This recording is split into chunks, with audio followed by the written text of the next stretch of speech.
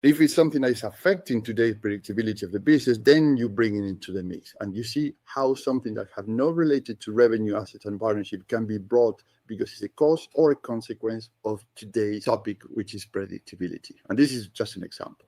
So the advisory board should help make those easier to understand, govern, and act upon, rather than a drift conversation that actually is a sounding board and nobody pays attention and nobody documents anything.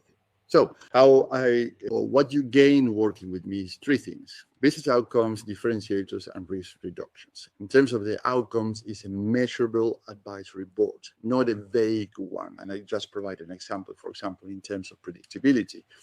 What is it there to do, the advisory board, how it contributes, and what decisions has shaped. In terms of differentiator, is the advisory board operating system dashboard approach. It connects advisory input to scale, predictability system, and edge. An edge, the transformation, the innovation of your company, how your company is relevant for the future, rather than leaving advice as a disconnected comment.